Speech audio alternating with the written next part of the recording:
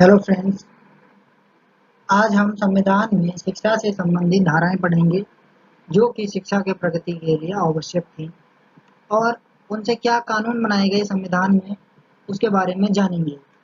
तो चलिए शुरू करते हैं। तो सबसे पहले हम धारा 21A के बारे में पढ़ते हैं जो कि 86वें संविधान संशोधन 2002 के अंतर्गत जोड़ी गई और इसमें यह कहा गया कि जो भी राज्य राज्य 6 से 14 वर्ष तक की आयु के जितने भी बालक हैं, 6 से 14 वर्ष तक के जितने भी बालक हैं, सभी को निःशुल्क और अनिवार्य शिक्षा देगा और इसकी व्यवस्था राज्य करेगा। चाहे राज्य किसी भी पाठ्यक्रम को ले सकता है, चाहे वो अपना पाठ्यक्रम बनाए या जो पूरे देश में लागू है उसको अप्लाई करे, कुछ भी करे, लेकिन 6 से 14 वर्ष तक की आयु के सभी बालकों की निःशुल्क शिक्षा और अनिवार्य शिक्षा की व्यवस्था करेगा। और 21A को लागू करने के लिए सन 2009 में शिक्षा का अधिकार कानून लाया गया, राइट टू एजुकेशन, और इसी धारा को अप्लाई करते हुए उन्होंने एक कानून बनाया जिसमें ये कहा गया कि सभी बालकों को निःशुल्क और अनिवार्य शिक्षा प्राप्त हो, जो कि आवश्यक है।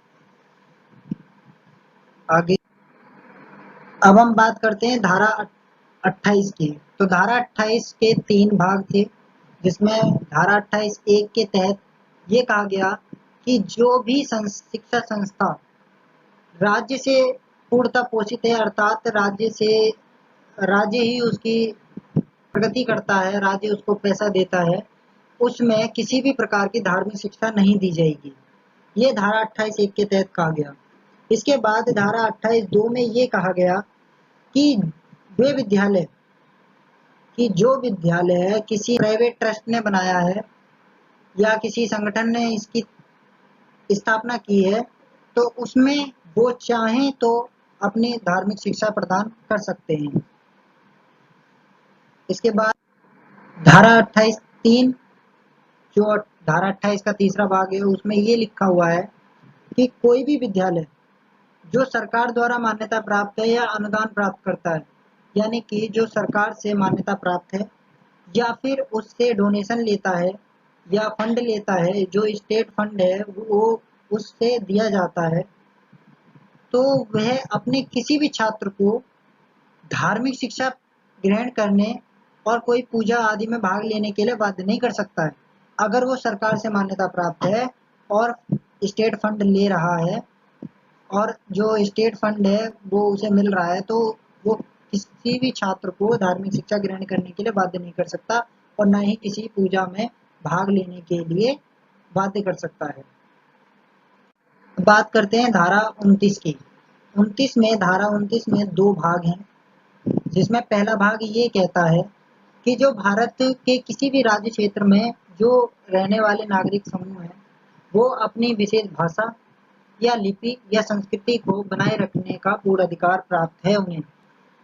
आगे धारा 29(2) ये कहती है कि राज्य द्वारा पोषित, जो कि जिस संस्था की शिक्षा संस्था का विकास राज्य कर रहा है या उसे किसी भी शिक्षा संस्था को राज्य फंड प्रदान कर रहा है, तो उसमें किसी भी नागरिक को उसके धर्म, जाति, प्रजाति, लैंग्वेज यानी भाषा या इनमें से किसी के भी आधार पर प्रवेश देने से रोका नहीं जाएगा, यानी कि उसे मना नहीं कर सकता है शिक्षा संस्था अगर वो किसी राज्य से फंड प्राप्त कर रहा है।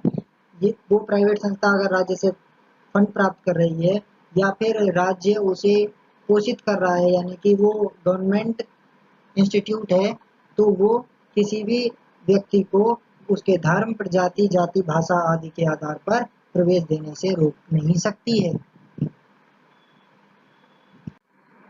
आगे धारा 30 के बारे में बात करते हैं। धारा 30 के भी 2 भाग हैं। धारा 30 का जो पहला भाग है, यानी कि धारा 30(1), उसके तहत ये कहा गया कि जितने भी अल्पसंख्यक वर्ग हैं, वो चाहे धर्म पे आधारित हो या भाषा पर अपनी रुचि की शिक्षा संस्था स्थापित कर सकते हैं। उन्हें ये पूर्ण अधिकार होगा कि वो अपनी शिक्षा संस्था स्थापित कर सकें। धारा 30(2) के तहत ये कहा गया कि शिक्षा संस्थाओं को अनुदान देने में राज्य कोई भेदभाव नहीं करेगा, यह देखकर कि वह शिक्षा संस्था किसी धर्म या भाषा पर आधारित है जो कि अल्पसंख्यक वर्ग द्वारा संचालित की जा रही है। अर्थात शिक्षा संस्था को अनुदान देने से मना नहीं कर सकता है राज्य, अगर वो कोई संस्था अल्पसंख्यक वर्ग द्वारा संचालित की गई है और वो किसी धर्म या भाषा पर आधारित है। बात करते हैं धारा 41 की। तो धारा 41 के तहत राज्य जो है वो अपनी आर्थिक क्षमता और विकास की सीमाओं के अंदर विकास करेगा, शिक्षा प्राप्त करने का और काम करने का और पब्लिक को असिस्टेंस देने का, जबकि वो बेकार हो या ओल्ड एज हो या बीमार हो या उसमें कोई निःशक्तता हो, डिसडेवलपमेंट, तो या फिर अन्य केसों में जो वो चाहता है उसको प्राप्त करने का प्रभावशाली प्रावधान करेगा। ये राज्य की जिम्मेदारी होगी कि वो व्यक्तियों को काम प्रदान करे, शिक्षा प्राप्त करने का अधिकार दे। आगे बात करते हैं धारा 45 की। तो ये धारा 45 राज्य संविधान के लागू होने पर स्टार्ट हुई थी और उस वक्त ये कहा गया था कि जब भी संविधान लागू होगा उसके कुल 10 वर्ष के अंदर 6 से 14 वर्ष तक के जितने भी बालक हैं उन सबको निःशुल्क और अनिवार्य शिक्षा प्रदान करने की व्यवस्था करेगा। ये राज्य का कर्तव्य होगा कि संविधान लागू होने के 10 वर्ष के भीतर वो 14 वर्ष तक के सभी बालकों की निःशुल्क शिक्षा और अनिवार्य शिक्षा प्रदान करने की व्यवस्था करें। अब बात करते हैं धारा 46 की। तो धारा 46 के अंतर्गत तो इसमें राज्य जनता के जितने निर्बल वर्ग हैं, खासकर अनुसूचित जाति और जनजाति, उनके शैक्षिक और इकोनॉमिक राइट्स यानी कि आर्थिक हितों की विशेष सावधानी पूर्वक वृद्धि करेगा और उन्हें हर प्रकार के सामाजिक अन्याय और किसी भी शोषण से उनकी रक्षा करेगा।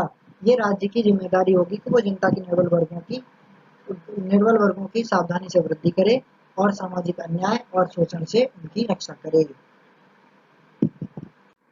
आगे बात करते हैं धारा 343 की।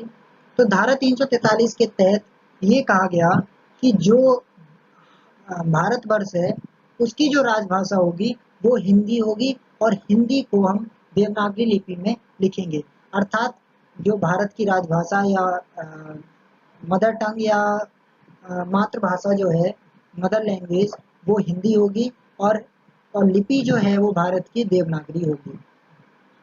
आगे बात करते हैं धारा 350 आ की। तो धारा 350 आ में ये कहा गया कि जो हर राज्य और राज्य के अंदर जो प्राथमिक स्तर पर भाषाई अल्पसंख्यक वर्ग के जो बालक हैं उनको उनकी मातृभाषा में शिक्षा प्राप्त करने की पर्याप्त सुविधाएं प्रदान करेगा। जैसे अगर अल्पसंख्यक वर्ग की बात करें तो अल्पसंख्यक वर्गों में मुस्लिम वर्ग और सिख वर्ग भी आता है। तो जो सिख वर्ग है वो अपनी भाषा में शिक्षा ग्रहण कर सकता है और मुस्लिम वर्ग उर्दू भाषा में शिक्षा ग्रहण करेगा। अगर वो ये करना चाहता है तो उसकी पर्याप्त सुविधा प्रदान करेगा राज्य, तो ये राज्य का कर्तव्य होगा। धारा 351 के तहत ये कहा गया कि जो हिंदी भाषा की अभिवृद्धि और उसका विकास और फिर उसकी समृद्धि करने का कार्य ये संघ का होगा, अर्थात भारत देश का होगा, जो भारत की सरकार होगी, जिससे कि भारत की संस्कृति की अभिव्यक्ति का माध्यम बन सके। यानी कि जो हिंदी है वो भारत की संस्कृति की अभिव्यक्ति का माध्यम बन सके। तो आज हमने भारतीय संविधान में जो धाराएं थी शिक्षा से संबंधित, जो शिक्षा के विकास के लिए बनाई गई थी, उनके बारे में अध्ययन किया।